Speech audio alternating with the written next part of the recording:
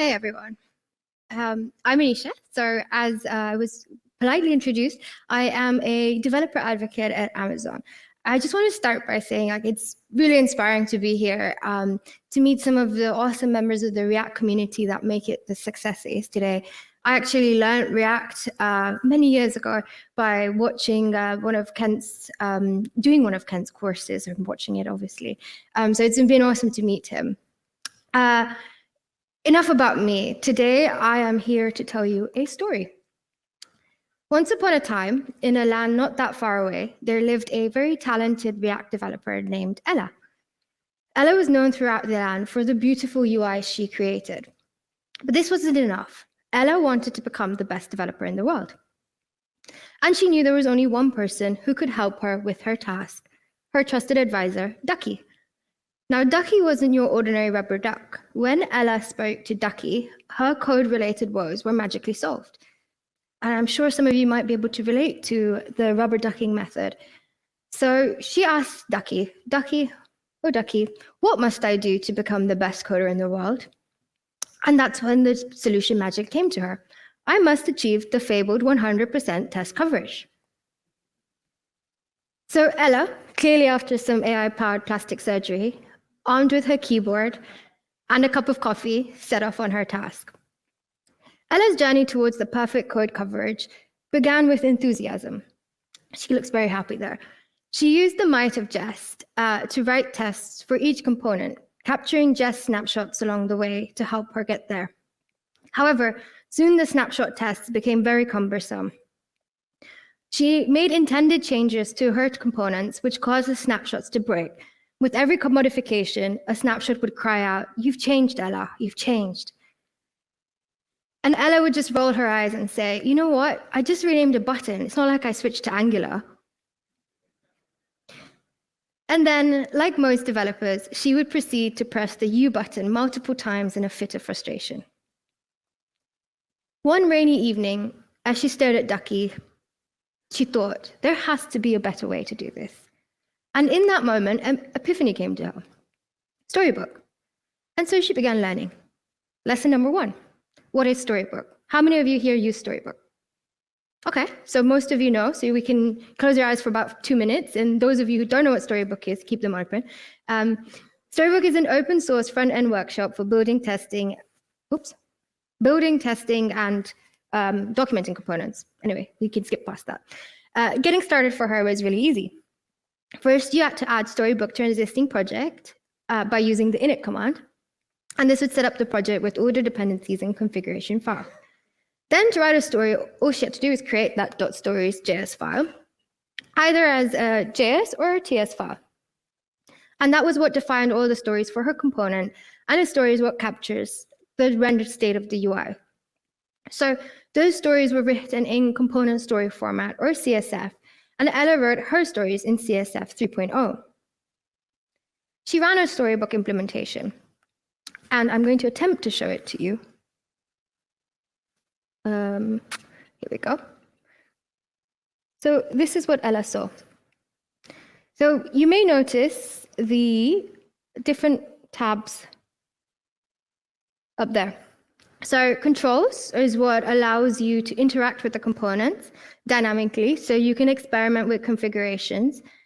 The actions can help you verify that interactions produce the correct outputs via callbacks. So if you viewed a logged in button, for example, in the header component, you can verify that by clicking that logout button, which was provided by the header, that the right callback is triggered. And then finally, there was interactions, which provide user interfaces for debugging, and we'll come on to this a little bit more shortly. So I'm going to get rid of her Storybook implementation. Okay, she thought to herself, well, this looks really awesome. And like most of you here, she had used Storybook before, but she thought to herself, how can I leverage this for testing? And so she continued her learning. And the first thing she found out was Storybook's test runner. So test runner turns all of your stories into executable tasks. And what's really cool is that those stories can be run against a deployed version of Storybook.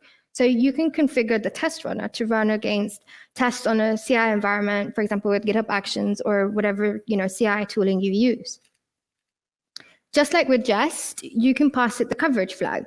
And the Storybook test runner can generate the coverage reports. And like Ella, I don't really have 100% test coverage either.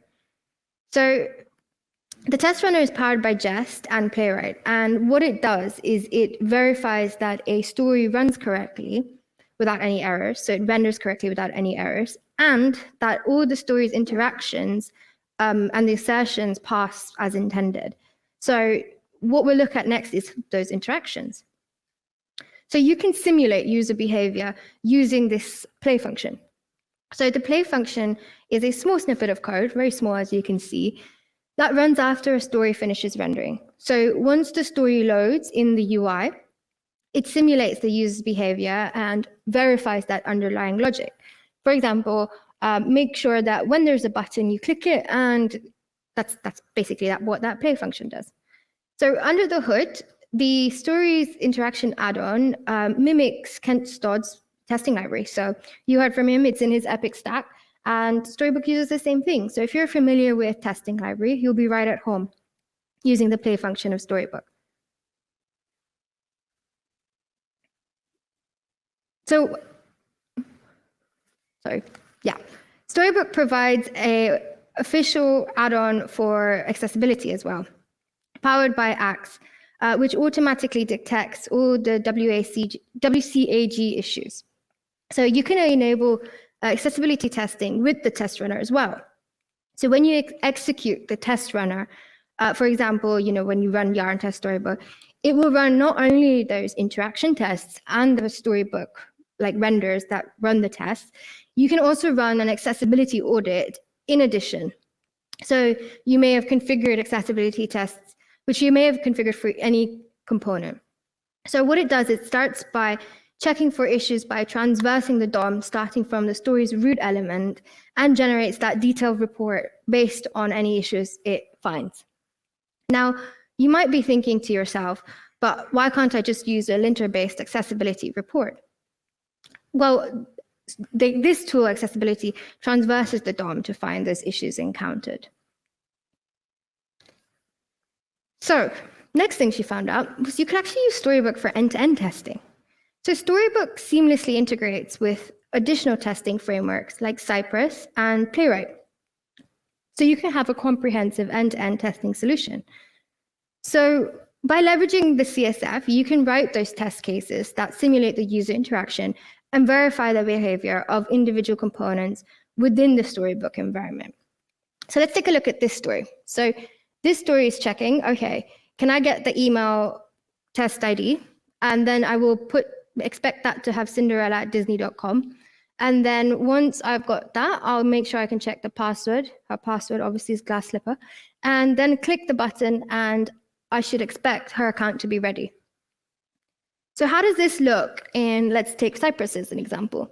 So you can then run your Cypress test as you would on a normal component. So you can check the login form contains the valid information. So enter the email address, and then make sure that her email is correct and the password is correct. And same thing with Playwright. And as you can see here, these are all running in that iframe of Storybook. So you don't need to deploy your whole app, or you don't need to have your entire app ready for Cypress or Playwright to run the tests. You can run them in Storybook. That's going to save you a lot of time and save Ella a lot of time. For the snapshot fans, all is not lost. Storyshots is the official Storybook add-on that enables snapshot testing.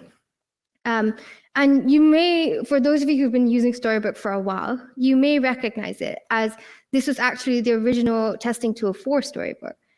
So like just snapshots, what it does is compares the rendered markup of every story against the baseline and identifies changes to trigger warnings. However, storyshots are very highly configurable. And if you'd only like to run a subset of the stories for your snapshot test, based on what that story's kind is, you can. So this can be useful, for example, if you want to separate the snapshots into directories for each component, or if you want to run all stories except for a specific kind. Like tests, you can check maybe you only want to run run tests. So like that, you can configure the stories and write like inverse regex, such as don't test. So I think there's an example of that right there. So don't test this specific story. Now I know we said that we threw away Jest snapshots at the beginning. However, they are still really valuable for certain types of testing, like comparing, for example, data structures. But for UI component testing and visual regression testing, story shots do capture and compare those visual representations of the UI components. So rather than getting frustrated at your Jest snapshots failing for your UI components, you can ensure you're using them for more important things like testing the data structures, and you can use all the kind of tools that Storybook has for your UI components. Ella was overjoyed. It seemed like all her problems were about to be solved. But there was one problem. Her evil step product owner, Mark. Mark wasn't convinced, and he didn't want Ella to waste her time implementing Storybook. So Ella did even more research, and she stumbled upon Chromatic. Chromatic is a complementary tool that pairs with Storybook by automating both the visual and interaction tests that Storybook has to offer. So the main way you can use Chromatic is for that often forgotten visual regression testing. Because when we do it with, like snapshots or story shots, we always just press U, we update it, we don't really look at it. So Chromatic takes cross-browser, pixel-perfect snapshots of rendered code and allows you to see those changes quickly. So you can keep track of your component variations from branch to branch. So you can see them in different views. You can see how they look from branch to branch. So for example, from the build 14 to build 13, and from commit to commit. So you might be thinking, okay, so how is this different from Jest snapshot testing? Well, it is different because Jest snapshot captures your component's HTML output, same as story shots. However, Chromatic captures these pixel perfect images of what your component will look like rendered. And not only does it identify, so when Jest identifies changes, it identifies changes in your code, which, as we all know, may not always result in changes to the UI. However, as you can see, when you run let's replay this, but yeah, when you run the visual regression test in Storybook, it will compare a pixel perfect snapshot of what the rendered UI looks like. There we go. So other than helping with regression testing, Ella also learned that you could search indexed UI components so that her team could discover and reuse her work. So every component is well-tested, documented, versioned, and searchable. Okay, seems like a no-brainer, said Ella. And she decided to run her feedback loop. So she pushed her button, she made sure that she could verify her UI changed, and then she said, let's see how we can merge this. She had a conversation with the rest of her team. Tom said it looks good. Dominic says it looks good. And then she decided, you know what, that's great. I'm going to merge it back into my repository. And, what's great is that she no longer had to dig through all the previous commits when Mark used to ask her, hey, Ella, what did that component used to look like? She could just go back and see it. As if that wasn't beneficial enough, she could also use Chromatic to view UI implementations with developers and the rest of the team.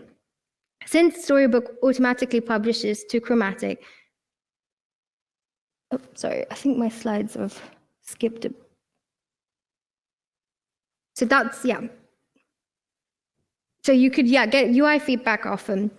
And this was, the slide that you could search for the version components. So when searching for those version components, she didn't have to deal with the frustration that Mark would always ask her on Slack was, hey, where are those changes? What did this component used to look like? By being able to use this deployed version of Storybook, she could just tell Mark, hey, look, this is exactly where it was. This is exactly what it looked like. And every decision is in this one central place. Another problem that Ella faced was that the design and UI implementation would often diverge over time, causing confusion on the source of truth. But since Chromatic automatically connects stories to Figma, it would be easy to compare those design implementations with what was actually in the UI and how this regressed over time. The last thing that Ella came across was the React Native web add-on. So how many of you here have a React Native project? Okay, one. Okay, we're going to skip over these. But if you do, if you do have a React Native project, or if your team is thinking of setting up a React Native project, what's really cool is that with this add-on, you can configure your React Native project to run a web version of Storybook. So you don't have to even worry about any of the React Native config. And I guess this is really useful. For example, say you do decide to spin it up, your UI team doesn't need to worry about whether those components will work natively or not, because you can just run that version. And if you are interested in this more, I did do a talk based on Storybook and React Native previously, and you can find me and I'll send you the link. But this is just a quick demo, and you can see that this is actually, oops, this clicker is really hard to use. There we go. Pointer. So you can see that these are React Native libraries rendering in a web version of Storybook. So I think that's really cool. And any React Native developer, you don't need to be scared. Or if you're thinking of using React Native, you don't need to be scared, because it is very easy to still use the tools that you're used to with add-ons. So I'll skip past that. However, all of this was great. There were so many solutions, but Mark still was not convinced. He was an evil product owner, and it was going to take a lot more than just showing for Ella to convince him. So she decided, you know what, I'm going to do what he likes and just make a list. So first thing, she thought, there's a lower cost of testing. What this means is you don't have to render your whole app to test a single component. This reduces testing time and that cost of testing. Secondly, edge case testing was so much easier. You can create stories to test edge cases that may have been difficult to replicate in the main app, and that made for more robust components. Front end independent of back end. So I'm sure when teams are working, with a front end team and a back end team, things often move at different speeds, and you don't want to be sometimes dependent on your back end team to give you, for example, the feed or whatever you need. So you can, as your front end team, work independently of your back end team. Less friction between designer and developers. This was a big one for Mark because his team was constantly fighting. Efficiency for larger teams, or for example, library maintainers. So we had a talk just now about library maintainers, and you may not necessarily have a whole app that you want to render just to build your component library. And finally, you could use it for rapid prototyping. So if you needed to spin up a version of a button, or for example, a flow, test out what it might look like, a different user experience, you could create the story, you could test it using Cypress or Playwright, you could then deploy it to Chromatic and show your entire team what that may look like, well tested, the user experience like as it would be without even having to touch, your app. Okay, the bad. Mark rebutted. He's like, that sounds all great, but what about parity, maintaining component parity? So Storybook components obviously have to be kept in sync with the application, and that could lead to potential discrepancies. There's a huge initial cost of overhead setting up, and setting up Storybook and integrating with an existing project requires a lot of upfront effort. We're testing on a web. We're testing on an emulated web environment. We're not actually testing on a device. So say somebody's using your website on a mobile phone. We don't know what that's going to look like. And repo management. So Storybook in both a monorepo or in an app with micro front ends presents its own challenges, right? Monorepo related problems are dependency management or maintaining consistency across packages. Same with micro front ends. Maintaining that consistency is always an issue. However, Ella had her points ready. She's like, well, for maintaining components, this does enforce best practices. How? The challenge of maintaining that component parity would encourage the developers to follow best practices, including like code reusability, separation of concerns, And this will make us, create more cleaner, maintainable code. Sure, there is initial overhead cost, but there's long-term efficiency. So while the setup may take some effort, Storybook's environment pays off in the long run by simplifying our entire process. We can work in isolation of the backend. We have our components tested and documented. For testing on web and not devices, so like with Jest or Playwright, you can run those end-to-end tests on a deployed version of Storybook. So you could run it on whatever device you wanted to. You could use those emulated environments on the deployed version of Storybook without ever having to deploy your entire app. And finally, repo management. I know it's not a great one, but you could just use a repo management tool. And Ella's team didn't have this, so that was a great solution for her. Mark was finally convinced. So with Storybook and Chromatic as her trusted sidekicks, Ella knew that, even if she didn't have 100% test coverage, that was fine. She would have the best tested, most robust components using all the really great features of Storybook that, she may not have thought of using before. End-to-end testing in Storybook, who would have thought? And so she made Mark happy, and the best thing was that her and Mark could live amicably ever after. The end. Thank you.